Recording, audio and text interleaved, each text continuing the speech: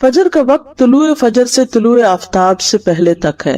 तुलुए फजर से यानी फजर के फूटने से सूरज के तुलू होने से पहले तक। सूरह ताहा में अल्लाह ताला फरमाते हैं, और सूरज तुलू होने से पहले और उसके गुरूब होने से पहले अपने रब की हम्द के साथ तस्बीह करो। और सुबह की नमाज का वक्त तुलुए फजर से उस वक्त तक है जब तक सूरज तुलू नहीं होता। ये बात याद रखिए। क्या है? सुबह की नमाज का वक्त कब से शुरू होता है? तुलुए फजर से। कब तक है? जब तक सूरज न निकल आए। लेकिन अव्वल वक्त कौन सा है? फजर की दो किस्में। जाबिर बिन अब्दुल्लाह रज़ी अल्लाह अन्हु से मरवी है, वो कहते हैं कि रसूलुल्लाह सल्लल्लाहु अलैहि वसल्लम ने फरमाया फजर की दो किस्में हैं। एक फजर कादिब है जिसमें रोशनी भेड़िए की दुम की तरह ऊपर को उठती है, ना कि चौड़ाई में। और दूसरी फजर सादिक है जिसमें रोशनी अर्जन फैलती है, ना कि तूलन, ऊपर नहीं जाती बल्कि राइट लेफ्ट जाती। अब तो खैर हम टाइम देख के सब अंदाजा कर लेते हैं, लेकिन अगर कभी कोई ऐसा सबब ना हो तो ये याद रखिए कि नमाज फजर का वक्त उस वक्त शुरू होता है जब रोशनी राइट लेफ्ट को फैलती, अर्जन फैलती, बड़े पैमाने पे फैलती है। फजर का वक्त तुलुए फजर सानी से शुरू होता है और सूरज के तुलू होते ही खत्म हो जाता है। और फजर सानी से मुराद वो सफेदी है जो मशरिक की जानिब आसमान के किनारों पर चौड़े तरीके से नजर आती है, और ये शुमाल से जुनूब की तरफ फैल जाती है, नॉर्थ से साउथ की तरफ जाती। और जहाँ तक बात फजर अव्वल की है तो ये सफेदी फजर सानी से तकरीबन 1 घंटा पहले नमूदार होती है, और इन दोनों में फर्क है। फजर अव्वल ऊपर को लंबी होती है, चौड़ी नहीं होती, यानी वो मशरिक से मगरिब की तरफ फैलती है, और फजर सानी शुमाल से जुनूब की तरफ चौड़े तरीके से फैलती है। फजर अव्वल अंधेरे वाली होती है, यानी ये रोशनी थोड़ी मुद्दत के लिए होती, फिर अंधेरा छा जाता है। फजर सानी तारीक नहीं होती बल्कि रोशनी और चमक में बढ़ती जाती है। फजर सानी तारीक नहीं होती, ये बहुत बड़ा फर्क है। फजर अव्वल थोड़ी सी रोशनी नजर आई फिर अंधेरा हो गया, लेकिन फजर सानी जो राइट लेफ्ट फैलती है वो फिर कम नहीं होती, ज्यादा ही रोशनी होती जाती है तक सूरज निकल आता है। फजर सानी आसमान के साथ मुत्तसिल होती है, उसके और आसमान के किनारों के दरमियान अंधेरा नहीं होता। और फजर अव्वल आसमान के किनारों से कटी हुई होती है और उसके और आसमान के किनारों के दरमियान अंधेरा होता है। अव्वल वक्त। अब्दुल्ला इब्न अमर इब्न अल-आस से रिवायत है, उन्होंने कहा कि रसूलुल्लाह सल्लल्लाहु अलैहि वसल्लम से नमाजों के औकात के बारे में पूछा गया तो आपने फरमाया फजर की नमाज का वक्त उस वक्त तक है जब तक सूरज का पहला किनारा ना निकले। अंधेरे में नमाज। अबू बरज़ा रज़ी अल्लाह अन्हु से रिवायत है कि नबी सल्लल्लाहु अलैहि वसल्लम सुबह की नमाज ऐसे वक्त में पढ़ते कि हम में से कोई आदमी अपने पास बैठे हुए को पहचान लेता था, और आप इस नमाज में 60 से 100 आयात तिलावत फरमाते थे। हज़रत आयशा कहती है, उन्होंने फरमाया कि मोमिन औरतें रसूलुल्लाह सल्लल्लाहु अलैहि वसल्लम के हमरा फजर की नमाज में चादरें ओढ़े हुए शरीक होती थी। नमाज से फरागत के बाद वो अपने घरों को ऐसे वक्त में वापस लौटती कि उन्हें रात की तारीकी की वजह से कोई पहचान नहीं सकता था। इससे क्या पता चलता है कि नबी सल्लल्लाहु अलैहि वसल्लम फजर की नमाज अंधेरे में ही पढ़ लेते थे, हत्ता कि जब नमाज खत्म होती तो उस वक्त भी अंधेरा होता था, हालांकि तवील की रात की होती थी। यानी आप यूँ समझिए कि अजान के साथ ही फिर नमाज शुरू कर दी जाए, तब ये हो सकता है। मायूरफना मिनल गलस, यानी नबी सल्लल्लाहु अलैहि वसल्लम अव्वल वक्त में नमाज अदा करते और औरतें जब नमाज के बाद वापस जाती तो अपने कपड़ों में लिपटी होती थी। उनको कोई अंधेरे की वजह से नहीं पहचान सकता था क्योंकि अभी अंधेरा मौजूद होता। जबकि दूसरी हदीस में कि आप सलाम फेरते तो हर कोई अपने हम मजलिस को पहचान लेता, और यहाँ आया कि अंधेरे की वजह से पहचानी नहीं जाती। तो ये बात मालूम है कि इन दोनों हालतों में फर्क है कि आदमी किसी के पहलू में बैठा हो और कोई उससे दूर हो, इन दोनों बातों में फर्क होता है। तो करीब में बैठा शख्स अंधेरे के बावजूद पहचान लिया जाता है, जबकि दूर कोई शख्स हो तो वो नहीं पहचाना जाता। दूर कोई शख्स हो तो नहीं पहचाना जाता। यह हदीस इस बात पर दलालत करती है कि नमाज को अव्वल वक्त पर अदा किया जाएगा। तो अब हर नमाज को अलग अलग लेते हैं। फजर की नमाज को कब अदा करना पसंदीदा है? अंधेरे में। दरमियानी वक्त। अनस रज़ी अल्लाह अन्हु कहते हैं कि नबी सल्लल्लाहु अलैहि वसल्लम से सुबह की नमाज के वक्त के बारे में पूछा गया। जवाबन आपने एक दिन तुलुए फजर के वक्त सुबह की नमाज पढ़ाई और दूसरे दिन सुबह रोशन होने के बाद पढ़ी। फिर पूछा सुबह की नमाज के बारे में दरियाफ्त करने वाला कहाँ है? फिर वजाहत करते हुए फरमाया कि इस नमाज का वक्त इन दो औकात के दरमियान है, और फजर का वक्त है जब तक सूरज तुलू न हो। वह वक्तुल फज्र मा लम तत्लु अश-शम्सु, फजर को रोशन करके पढ़ना। महमूद बिन लबीद ने अपने अंसारी कौम के कई सहाबा से बयान किया है कि रसूलुल्लाह सल्लल्लाहु अलैहि वसल्लम ने फरमाया फजर की नमाज पढ़ने के साथ यानी पढ़ते पढ़ते तुम जिस कदर भी रोशनी करोगे वो तुम्हारे लिए सवाब में इजाफे का जरिया है। یعنی ٹائم اچھا لگا اس میں. فجر کو روشن کرنے کا مطلب، جو سمجھتا ہے کہ فجر کو اندھیرے میں پڑھنا افضل ہے وہ اس حدیث کو تاخیر پر محمول کر رہا ہے کہ فجر کی ابتدا کی خوب تحقیق کر لے کہ واقعی یقین ہو جائے کہ فجر طلوع ہو گئی. یا وہ جو اس حدیث کو چاندنی راتوں کے ساتھ خاص کرتا ہے کیونکہ چاندنی راتوں میں طلوع فجر کی ابتدا کو نہیں پہچانا جا سکتا، تو انہیں احتیاط کرتے ہوئے کچھ انتظار کر کے نماز پڑھنے کا حکم دیا کہ ایسا نہ ہو کہ طلوع فجر سے پہلے ہی نماز ادا کر لیں. یہ اسے نماز کو لمبا پڑھنے پر محمول کیا جاتا ہے، اور یہ بات اس حدیث کے ساتھ زیادہ موافق ہے جس میں ہے کہ فجر کی نماز میں تم جیسے جیسے سفیدی کرو گے یہ اجر کو بڑھاتی جائے گی. لمبی پڑھیں گے تو تبھی روشنی ہوگی. طلوع آفتاب سے پہلے نماز پڑھنا، سورج نکلنے سے پہلے نماز پڑھنا. جریر بن عبداللہ رضی اللہ عنہ سے روایت ہے، انہوں نے کہا ہم لوگ نبی صلی اللہ علیہ وسلم کے پاس تھے کہ آپ نے 14ویں رات کے چاند کی طرف دیکھا. پھر فرمایا خبردار تم قیامت کے دن اپنے رب کو اسی طرح دیکھو گے جس طرح اس چاند کو دیکھ رہے ہو. تمہیں اسے دیکھنے میں کوئی دشواری یا اشتباہ نہیں ہوگا. لہٰذا اگر تم میں استطاعت ہو تو سورج کے طلوع ہونے سے پہلے اور اس کے غروب ہونے سے پہلے کی نمازوں سے مغلوب نہ ہو جاؤ تو ایسا ضرور کرو. ابو ہریرہ سے روایت ہے کہ رسول اللہ صلی اللہ علیہ وسلم نے فرمایا جس نے سورج کے طلوع ہونے سے پہلے فجر کی 1 رکعت پا لی تو تحقیق اس نے صبح پا لی. 1 رکعت جو بھی پا لے وہ پوری نماز ادا کرے. ابو ہریرہ سے مروی ہے کہ اگر تم میں سے کوئی سورج غروب ہونے سے پہلے نماز عصر کی پہلی رکعت پڑھ لے تو وہ اپنی نماز کو جاری رکھتے ہوئے مکمل کرے. اسی طرح جو آدمی سورج طلوع ہونے سے پہلے نماز فجر کی پہلی رکعت ادا کر لے تو وہ بھی اپنی نماز کو جاری رکھتے ہوئے مکمل کر لے. یہ نہ سوچے کہ اب سورج نکل رہا ہے تو مجھے اس وقت نہیں پڑھنی چاہیے. نہیں، قضا اس وقت بھی آپ پڑھ سکتے ہیں. وقت سے پہلے فجر پڑھنے کی حرمت، اور وہ کیا ہے؟ فجر صادق کے وقت نماز پڑھنا. فجر کی 2 قسمیں ہیں. فجر صادق ہے جس میں سحری کھانا حرام ہوتا ہے اور نماز فجر پڑھنا درست ہوتا ہے، اور فجر کاذب ہے جس میں نماز فجر کی ادائیگی حرام ہوتی ہے اور سحری کا کھانا درست ہوتا ہے. اور سمجھ آ گئی اس بات کی؟ فجر کو لیٹ پڑھنے کی ممانعت. شیخ ابن باز سے پوچھا گیا کہ ایک آدمی صبح کی نماز ادا کرنے میں جو کوتاہی کرتا ہے کیونکہ وہ جلدی جاگ نہیں پاتا، باقی تمام نمازوں کے فرائض ان کے اوقات میں پڑھتا ہے، تو کیا یہ اس کا عمل قبول کر لیا جائے گا؟ کیا آپ کے پاس کچھ ایسی باتیں ہیں جن سے آپ اس کو کچھ نصیحت کریں؟ یہ بھی ہوتا ہے نا بعض اوقات بچے ماں باپ کی بات نہیں سنتے تو پھر ان کو کہاں لے جایا جاتا ہے؟ کسی اسکالر کے پاس، کسی ایسے شخص کے پاس کہ جس سے وہ کچھ انسپائر ہو یا جس کا کچھ روب ہو اور وہ اس کی بات سن کے بات مان لیں.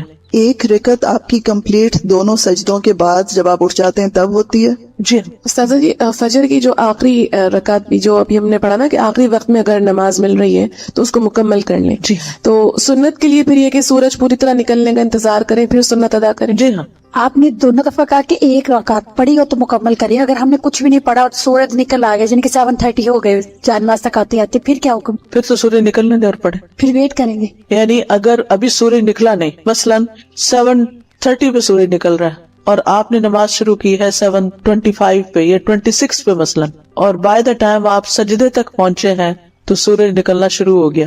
اب آپ کیا کریں گے؟ پوری کریں گے. چاہے سورج نکل رہا ہے پوری کریں گے، کیونکہ آپ نے جب شروع کی تھی سورج نہیں نکلا تھا، نکلنا شروع نہیں ہوا تھا. آپ نے پوری 1 رکعت سورج نکلنے سے پہلے ادا کر لی ہے تو دوسری بھی اب ادا کر لیجیے. اس سے 1 گھنٹہ پہلے اٹھ کے اپنی کھڑکی سے افق کو دیکھیں، مغرب کی طرف نہیں مشرق کی طرف، کہ کیا آسمان پہ کوئی روشنی نظر آئی ہے. جو روشنی ایسے اوپر کو اٹھتی ہوئی تھوڑی سی نظر آتی ہے اور پھر اس کے بعد وہ غائب بھی ہو جاتی ہے تو وہ فجر کاذب ہوتی ہے. اس کے بعد نماز نہیں پڑھتے. وہ وقت ہوتا ہے جب سحری کھاتے ہیں، سحری کھانے کا وقت ہوتا ہے، جب روشنی نکلتی ہے اور آسمان پر وسیع طور پر ارزن پھیل جاتی ہے. تھوڑی تھوڑی آتی ہے لیکن پھیلتی وہ پھر زیادہ پھیل جاتی، تو یہ فجر کا وقت ہوتا ہے. یعنی فجر کاذب سحری کھانے کا وقت ہے، تہجد کا وقت ہوا. تو بات یہ ہے کہ کسی بھی مسلمان کے لیے جائز نہیں کہ وہ فجر کی نماز میں سستی کرے. فجر ہو یا فجر کے علاوہ کوئی اور نماز ہو، تمام نمازوں کی حفاظت، ان کے اوقات کی حفاظت، جماعت سے پڑھنے کی حفاظت ہونی چاہیے. ظہر کا وقت نصف النہار کے بعد سے عصر سے پہلے تک ہے. نہار کا مطلب ہوتا ہے دن اور نصف کا مطلب آدھا دن. جیسے سورج 7 بجے نکلا اور 5 بجے غروب ہوا تو نصف کہاں ہو گیا؟ 12 بجے. عبداللہ ابن عامر رضی اللہ عنہ سے مروی ہے، انہوں نے کہا کہ رسول اللہ صلی اللہ علیہ وسلم نے فرمایا ظہر کا وقت زوال شمس کے وقت ہوتا ہے. ظہر کا وقت زوال شمس یعنی سورج کے زوال کے ساتھ ہوتا ہے، جبکہ ہر آدمی کا سایہ اس کی لمبائی کے برابر ہو. ہر آدمی کا سایہ اس کی لمبائی کے برابر ہو. یہ اس وقت تک رہتا ہے جب تک عصر کا وقت نہ ہو جائے، یعنی سایہ اس وقت تک نہیں رہتا، وقت اس وقت تک رہتا ہے جب تک عصر نہ ہو جائے۔ اول وقت، انس بن مالک رضی اللہ عنہ سے روایت ہے کہ ایک دفعہ رسول اللہ صلی اللہ علیہ وسلم سورج ڈھلنے پر تشریف لائے اور ظہر کی نماز پڑھائی۔ آخری وقت، پھر جب تم ظہر پڑھو تو عصر ہونے تک اس کا وقت ہے۔ ظہر جلدی پڑھنا۔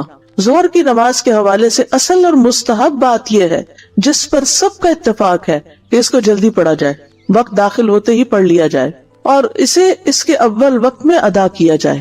جابر بن سمرہ رضی اللہ عنہ سے روایت ہے کہ انہوں نے نبی صلی اللہ علیہ وسلم سے روایت کیا کہ نبی صلی اللہ علیہ وسلم ظہر کی نماز اس وقت پڑھتے تھے جب سورج ڈھل جاتا تھا۔ گرمی کی شدت میں بھی ظہر جلدی پڑھنا۔ محمد ابن عمرو جو کہ حسن بن علی بن ابی طالب کے بیٹے ہیں کہتے ہیں کہ ہم نے جابر رضی اللہ عنہ سے نبی صلی اللہ علیہ وسلم کی نمازوں کے اوقات پوچھے تو انہوں نے کہا آپ ظہر کی نماز سخت گرمی کے وقت میں پڑھا کرتے تھے، یعنی زوال کے بعد اول وقت میں پڑھتے تھے۔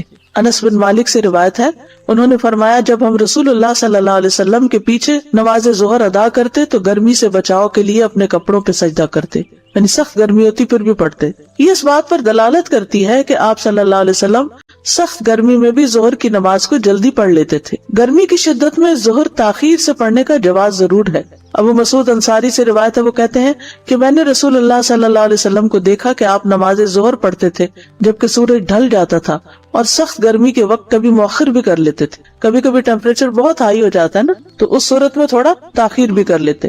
ابو ہریرہ اور عبداللہ ابن عمر رضی اللہ عنہما سے روایت ہے وہ رسول اللہ صلی اللہ علیہ وسلم سے بیان کرتے ہیں کہ آپ نے فرمایا جب گرمی زیادہ ہو تو نماز ظہر ٹھنڈے وقت پڑھا کرو کیونکہ گرمی کی شدت جہنم کی بھاپ سے ہوتی ہے۔ اصل میں کیوں کہا کیونکہ انسان کو جب گرمی کی شدت ستاتی ہے نا تو وہ فوکس نہیں رکھ پاتا نماز پہ، اس کا سارا دھیان کس پہ ہوتا ہے، ہائے گرمی، تو اس لیے کہا کہ ذرا اس وقت کو جس میں شدت ہو وہ اس کو ٹل جانے دو۔ ابن عثیمین کہتے ہیں جب موسم سخت گرم نہ ہو تو افضل یہ ہے کہ جیسے ہی ظہر کا وقت داخل ہو تو انسان ظہر کی نماز ادا کر لے، چاہے سفر میں قصر نماز ہی ادا کرنی ہو پھر بھی، کیونکہ سخت گرمی کے موسم کے علاوہ ظہر کی نماز کو جلدی پڑھ لینا ہی افضل ہے۔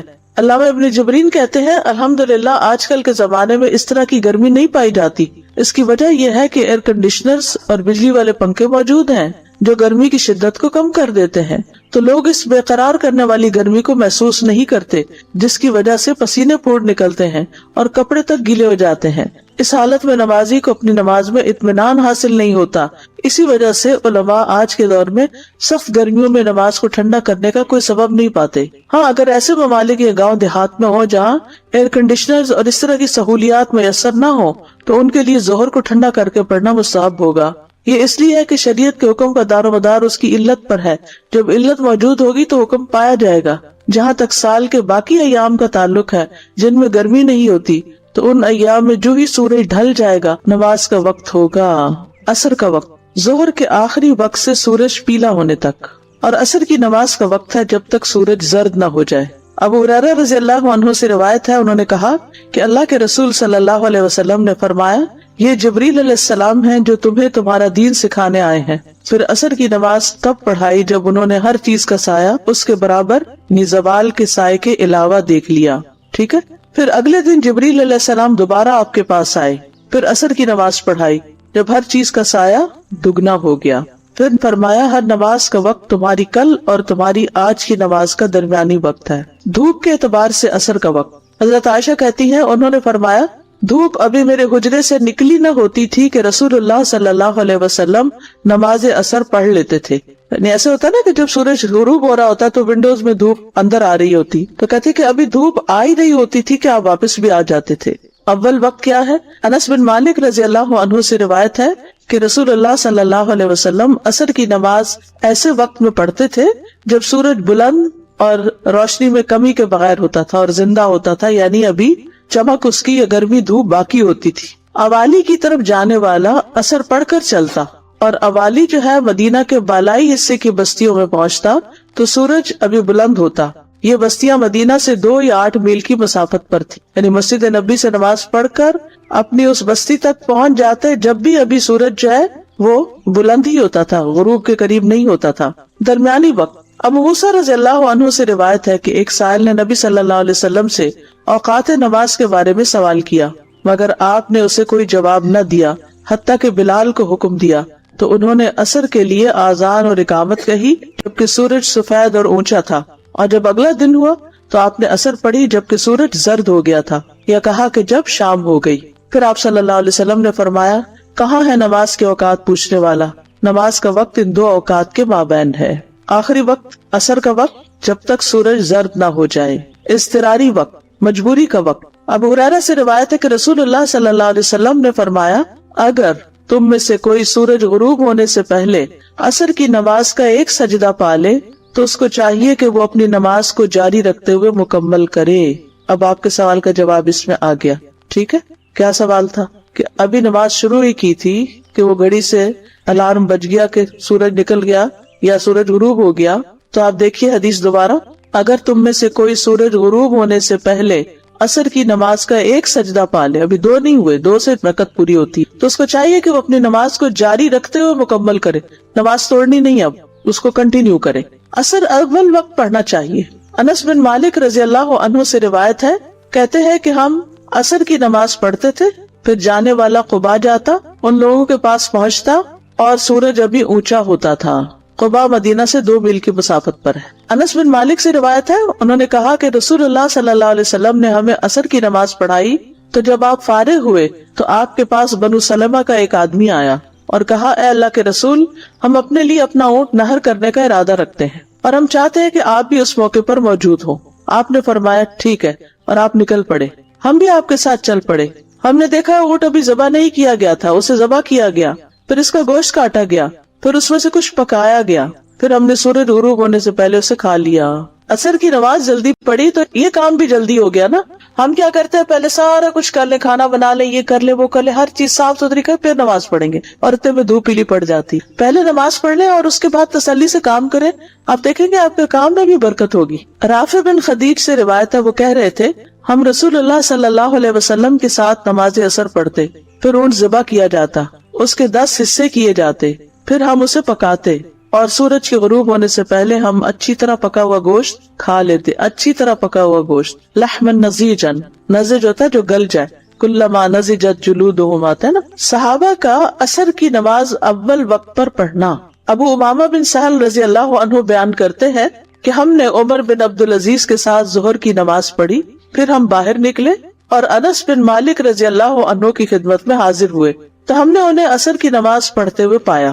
میں نے پوچھا، چچا جان یہ کون سی نماز ہے جو آپ نے پڑھی؟ انہوں نے جواب دیا، عصر کی ہے، اور یہی رسول اللہ صلی اللہ علیہ وسلم کی نماز ہے جو ہم آپ کے ساتھ پڑھا کرتے تھے۔ عصر جلدی پڑھنے کا حکم۔ ابو ملیح سے روایت ہے، کہتے ہیں کہ ہم ابر آلود دن میں بریدہ رضی اللہ عنہ کے ہمراہ ایک جنگ میں شریک تھے، تو انہوں نے فرمایا، نماز عصر جلدی پڑھ لو، کیونکہ نبی صلی اللہ علیہ وسلم کا ارشاد ہے، جس نے عصر کی نماز چھوڑ دی بس اس کے عمل ضائع ہو گئے۔ ایسا نہ ہو کہ لیٹ ہو اور اس کی وجہ سے نماز بھی ضائع اور عمل بھی ضائع۔ عصر کو لیٹ نہ کرنا۔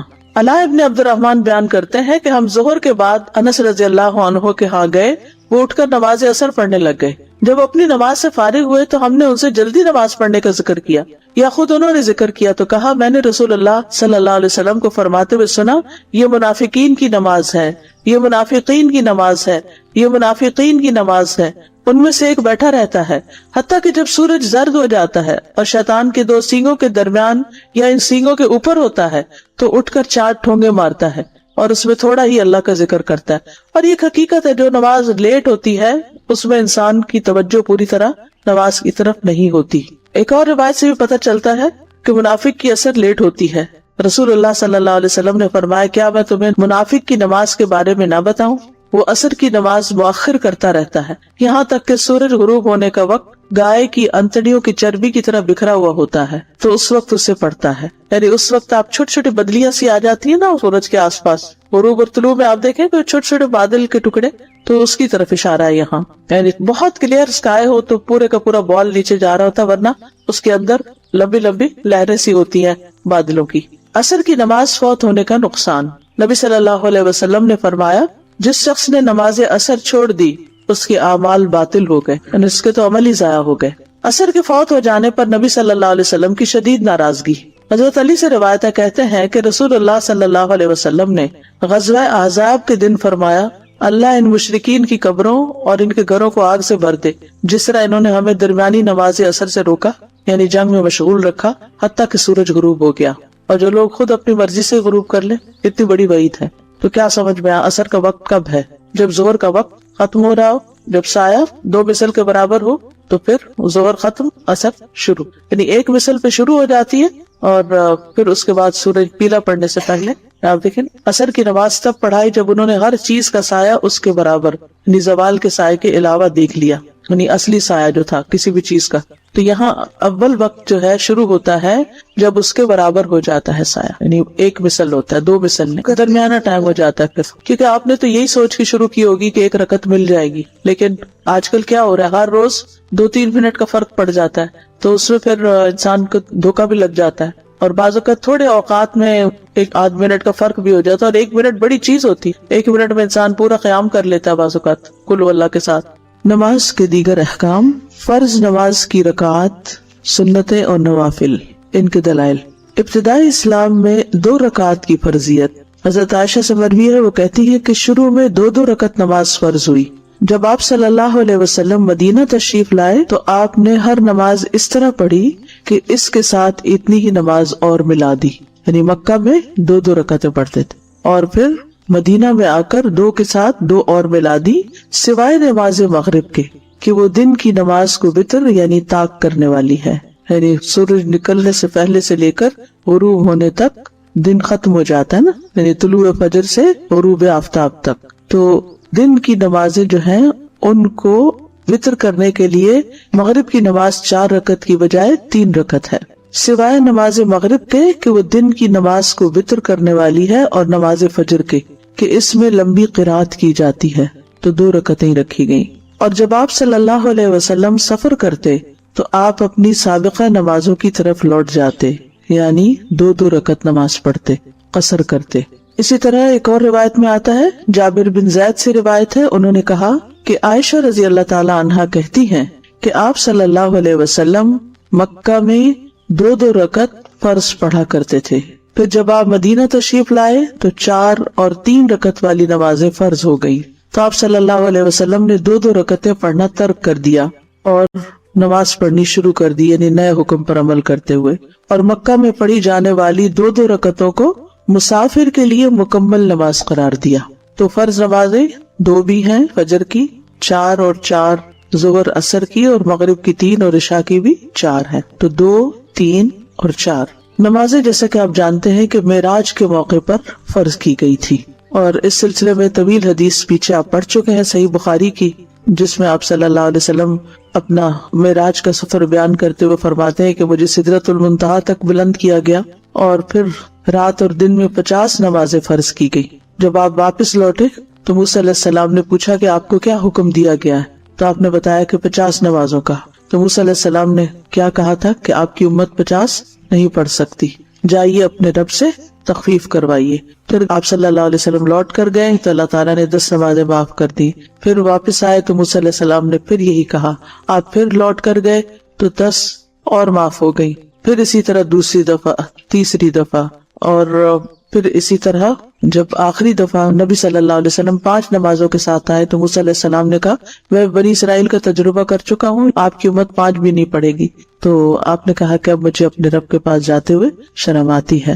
آپ نے فرمایا میں اپنے رب سے کئی دفعہ درخواست کر چکا ہوں، اب مجھے حیا آتی ہے، لہٰذا میں راضی ہوں اور اس کے حکم کو تسلیم کرتا ہوں۔ آپ نے فرمایا میں آگے بڑھا تو ایک منادی یعنی اللہ تعالیٰ نے آواز دی کہ میں نے اپنا حکم جاری کر دیا اور اپنے بندوں پر تخفیف بھی کر دی۔ اور ایک اور روایت سے پتہ چلتا ہے کہ اجر 50 نمازوں کا ہی ہے، جبکہ پڑھی 5 جائیں گی۔ ابن عباس کہتے ہیں کہ اللہ عز و جل نے معراج کے موقع پر اپنے نبی پر 50 نمازیں فرض کی تھی، پھر انہوں نے اپنے رب سے دعا کی تو اس نے انہیں 5 کر دیا۔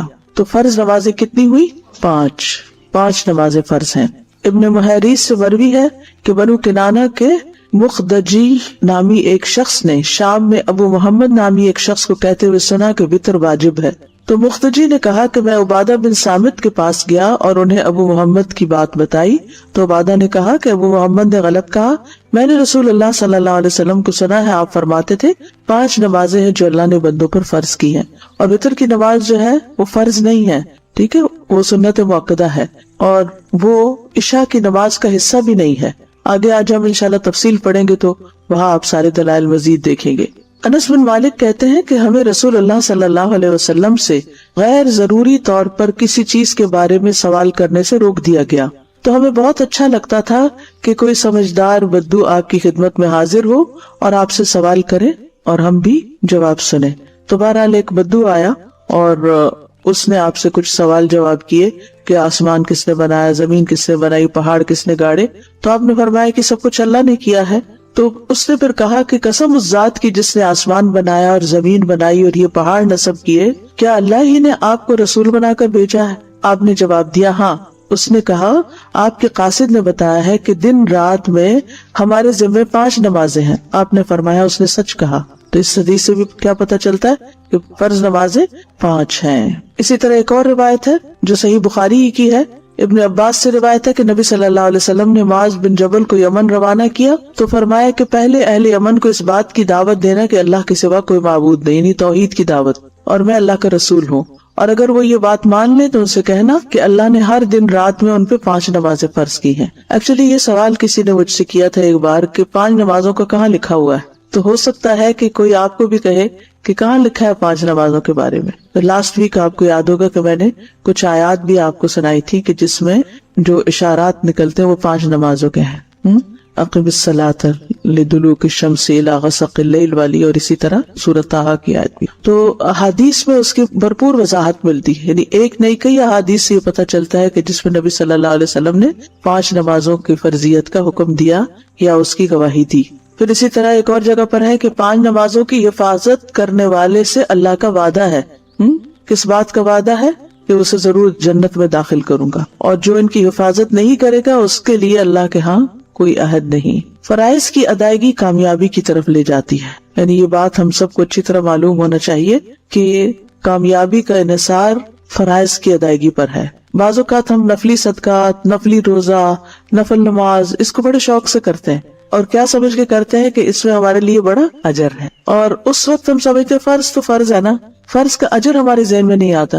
تو یاد رکھیے کہ فرض کا اجر نفل سے زیادہ ہے۔ اس کا یہ مطلب نہیں کہ صرف فرض پڑھنے چاہیے، فرض کے علاوہ نوافل بھی پڑھنے چاہیے، لیکن نوافل پڑھنے کا شوق ہونا اور فرض پڑھنے کو بوجھ سمجھنا یہ نہیں ہونا چاہیے۔ جو فرائض کی ادائیگی کرے اس کے لیے جنت کا وعدہ ہے۔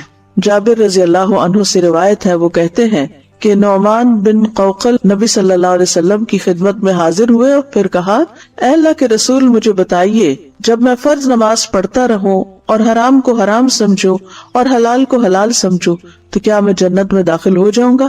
تو نبی صلی اللہ علیہ وسلم نے فرمایا کہ ہاں ہو جاؤ گے، اور ایسے شخص کے لیے جنت کے ہر دروازے سے داخلہ ہے۔ عبداللہ ابن عمر سے مروی ہے، انہوں نے کہا کہ رسول اللہ صلی اللہ علیہ وسلم ممبر پر چڑھے اور فرمایا نہیں میں قسم کھاتا ہوں، نہیں میں قسم کھاتا ہوں، نہیں میں قسم کھاتا ہوں۔ پھر آپ نیچے اتر گئے اور فرمایا خوش ہو جاؤ، خوش ہو جاؤ، یعنی ممبر پہ چڑھتے ہوئے کیا فرمایا؟ میں قسم کھاتا ہوں، اور پھر اتر کے کیا فرمایا؟ خوش ہو جاؤ۔ بے شک جس نے 5 نمازیں پڑھی اور کبیرہ گناہوں سے بچتا رہا وہ جنت کے جس دروازے سے چاہے گا داخل ہو جائے گا، یعنی اتنا زیادہ اس کا اجر و ثواب اور اس کا اتنا بڑا انعام ہے۔ اور کبیرہ گناہ کیا ہے؟ والدین کی نافرمانی، اللہ کے ساتھ شرک کرنا، کسی جان کا قتل کرنا، پاک دامن عورتوں پر تہمت لگانا یعنی زنا کی تہمت لگانا، یتیم کا مال کھانا، جنگ سے بھاگنا اور سود کھانا، یہ کبیرہ گناہ ہے۔ تو جو شخص ان کبیرہ گناہوں سے بچے گا اور اپنی 5 نمازیں ادا کرے گا اس کے لیے جنت ہے۔ اب یہ ہے کہ اصل تو 5 فرائض ہی ہیں، لیکن اس کے ساتھ ساتھ ہم سنت اور نفل کیوں پڑھتے ہیں؟ نوافل کی ادائیگی جو ہے یہ فرض کی کمی کو پورا کرتی ہے، یہ یاد رکھیے، یعنی جو نماز کے بعد سنت نمازیں ہیں یا نفل نمازیں ہیں یہ دراصل ہمارے فرائض کی کمی کو پورا کرتی ہیں، کیونکہ ہم انسان ہیں، پڑھتے ہوئے کوئی غلطی ہو سکتی ہے، کوئی بھول ہو سکتی ہے، کسی اصول کی خلاف ورزی ہو سکتی ہے، تو اس صورت میں اب جو فرض ہے وہ تو فرض، جو ڈیوٹی ہے اسے تو پورا کرنا ہے۔ اگر اس کو اصل طریقے پر پورا نہیں کیا گیا تو پھر ایکسٹرا والنٹریلی پریئرز کے ساتھ اس کمی کو ہمیں پورا کرنا ہوگا کیونکہ نمازوں کا حساب ہوگا. سنن نبی داؤد کی روایت ہے, نبی صلی اللہ علیہ وسلم نے فرمایا قیامت کے دن لوگوں کے اعمال میں سے سب سے پہلے نماز کا حساب ہوگا. آپ نے فرمایا ہمارا رب عز و جل فرشتوں سے فرمائے گا, حالانکہ وہ پہلے ہی خوب جاننے والا ہے, میرے بندے کی نماز دیکھو, کیا اس نے اس کو پورا کیا ہے یا اس میں کوئی کمی کی ہے. چنانچہ اگر وہ کامل ہوئی تو اس کے لیے پوری کی پوری لکھ دی جائے گی, پوری نماز لکھ دی جائے گی, اور اگر اس میں کوئی کمی ہوئی تو فرمائے گا کہ دیکھو کیا میرے بندے کے کچھ نوافل بھی ہیں. اگر اس کے نفل ہوئے تو فرمائے گا میرے بندے کے فرضوں کو اس کے نفلوں سے پورا کر دو.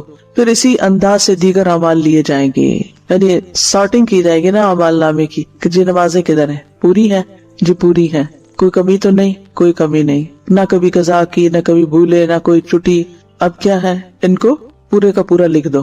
لیکن اگر اس سارٹنگ میں کچھ کمی ہوئی تو وہاں کہاں سے پوری کرے گی کمی, اس کے لیے پھر نوافل کام آئیں گے. تو اس لیے نوافل بھی شوق سے پڑھنے چاہیے تاکہ اصل پوری ہو جائے.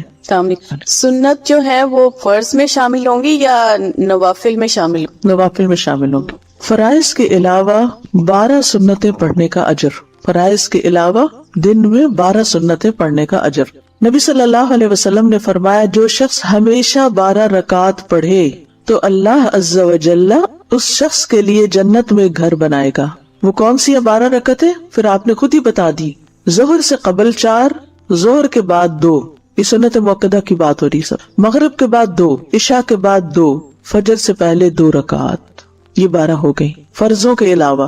اوپر ہم نے فرضوں کی تعداد پڑھی تھی نا, 2 فجر کے, 4 ظہر, 4 عصر, 3 مغرب اور 4 عشاء کے, یہ فرض تو ہو گئے. فرض کے بعد سنت موقدہ کا درجہ آتا ہے, تو یہ کتنی ہے؟ 12. ٹھیک ہے, فجر میں 2, ظہر میں 4 پہلے 2 بعد میں, مغرب میں 2 بعد میں, عشاء میں 2 بعد میں فرضوں کی. ٹھیک ہے.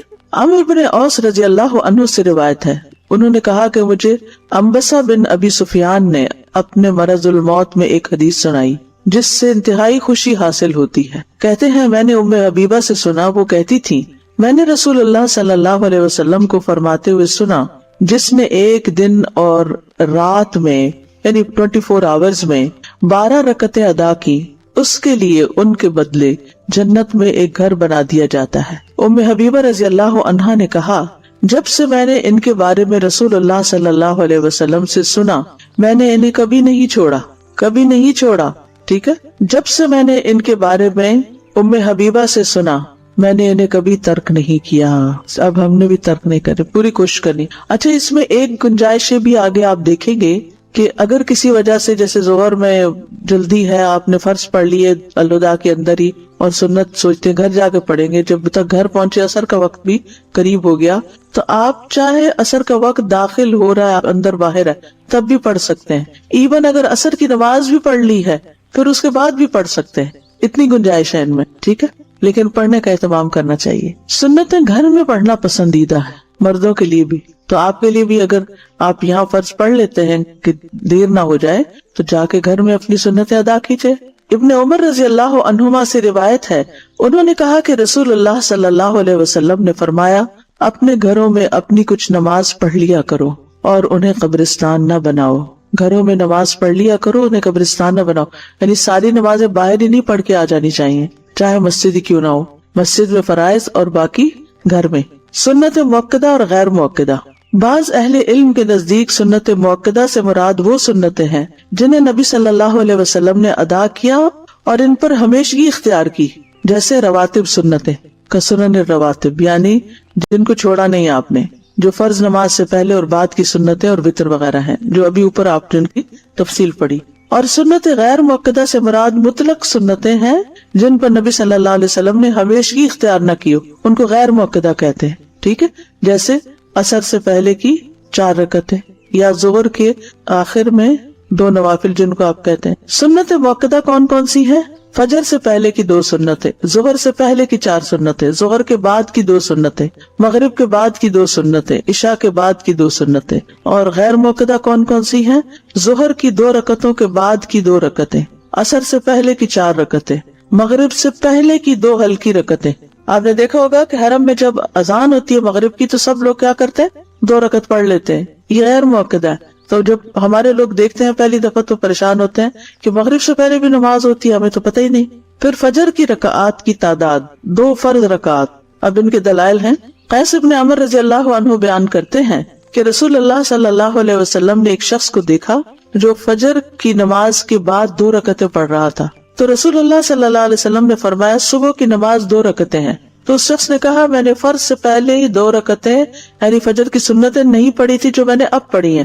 بس رسول اللہ صلی اللہ علیہ وسلم خاموش ہو گئے. ٹھیک ہے, تو فجر کے بعد رکعتیں نہیں ہیں الا یہ کہ آپ کی سنت رہ جائے. جیسے لاسٹ ٹائم بھی ذکر ہوا تھا نا نماز قضا کرنے کا, کہ اگر آپ اٹھے ہیں اور صرف 10 منٹ باقی ہیں تو آپ جلدی سے وضو کر کے فرائض ادا کر لیتے ہیں, پھر سورج نکلنے کا انتظار کرتے ہیں. جب وہ بلند ہو جاتا ہے تو 2 سنتیں جو آپ کی چھوٹ گئی تھی فجر کی وہ آپ اس وقت ادا کر لیتے ہیں. ٹھیک ہے, فرض سے پہلے 2 سنتیں. حضرت حفصہ کہتی ہیں کہ جب مؤذن اذان دیتا ہے اور فجر طلوع ہو جاتی, جب مؤذن اذان دیتا اور فجر طلوع ہو جاتی تو آپ صلی اللہ علیہ وسلم 2 رکعتیں پڑھتے تھے. یہ کون سی سنتیں ہیں مؤکدہ؟ کون سی؟ فجر کی, فجر سے پہلے کی 2 سنتیں. نبی صلی اللہ علیہ وسلم کا کسی بھی حالت میں یہ سنتیں نہ چھوڑنا, یہ جو فجر کی 2 سنتیں ہیں. قابوس اپنے والد سے روایت کرتے ہیں, انہوں نے کہا کہ میرے والد نے ایک عورت کو عائشہ رضی اللہ عنہا کی طرف بھیجا تاکہ وہ ان سے سوال کرے کہ کون سی نماز رسول اللہ صلی اللہ علیہ وسلم کو زیادہ محبوب تھی کہ جس پر آپ ہمیشگی کرتے تھے. انہوں نے کہا وہ نماز جو آپ کسی صورت نہ چھوڑتے, خاص صحت مند ہوتے یا مریض ہوتے یا سفر میں ہوتے یا مقیم ہوتے, وہ فجر سے پہلے کی 2 رکعتیں ہیں. کب کب نہیں چھوڑتے تھے؟ نہ صحت کی حالت میں, نہ بیماری کی حالت میں, نہ سفر کی حالت میں, نہ قیام کی حالت میں, کبھی بھی نہیں یہ 2 رکعتیں چھوڑی. ان کی اتنی زیادہ امپورٹنس ہے, بہت اجر و ثواب بھی ہے, کیونکہ اگلی حدیث سے آپ دیکھ کے پتہ چلے گا کہ یہ دنیا و ما فیہا سے بہتر ہے.